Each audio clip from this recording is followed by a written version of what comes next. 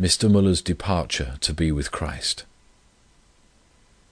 On the evening of Wednesday, March the 9th, 1898, Mr. Müller took part in the usual meeting for prayer held in the Orphan House No. 3, retired at his usual hour to rest, and early on the following morning, the 10th of March, alone in his bedroom, breathed his last, realizing what had long been with him a most joyous anticipation, viz. That to depart and to be with Christ is far better. March the 14th.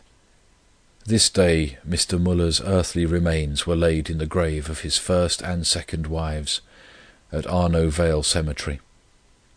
The attendant circumstances throughout were very remarkable and interesting to the Christian mind, chiefly as illustrating God's eternal principle, "Them that honour me I will honour." The man who in life sought not his own glory, became in death the one to whom all classes delighted to show respect and honour. From the masses of sympathizing spectators that lined the streets, from the tearful eyes and the audible prayerful ejaculations that escaped the lips of bystanders, many of them the poorest of the poor, as the orphans filed past, following the hearse, from the suspension of all traffic in the principal streets, the tolling of muffled bells and the half-masted flags, and from the dense crowds in the cemetery that awaited the arrival of the funeral company, it seemed as if the whole city had spontaneously resolved to do honour to the man who had not lived for himself, but for the glory of God and the good of his fellows. For some 21 months before Mr. Müller's death, the trials of faith and patience were great. Mr. James Wright, Mr. Müller's successor, writes, "He who is pleased sometimes to teach his servants how to abound, sees it best for them, at other times, to be instructed how to suffer need. For many of the 64 years during which this work has been carried on, the former was our experience.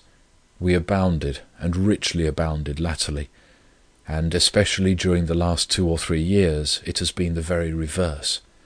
Pressing need has been the rule, a balance in hand over and above our need the rare exception, yet we have never been forsaken." September the 23rd, 1897.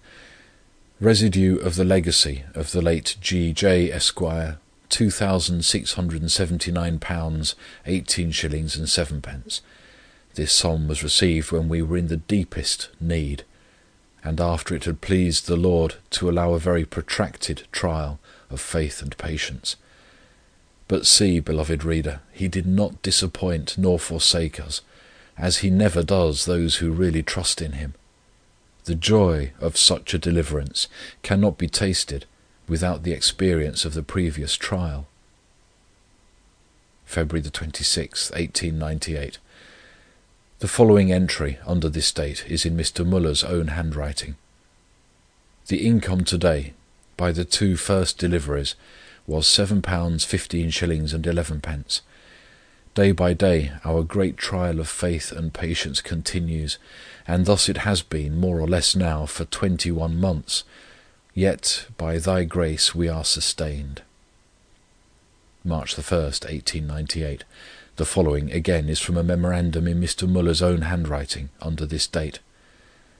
For about 21 months, with scarcely the least intermission, the trial of our faith and patience has continued. Now, today, the Lord has refreshed our hearts.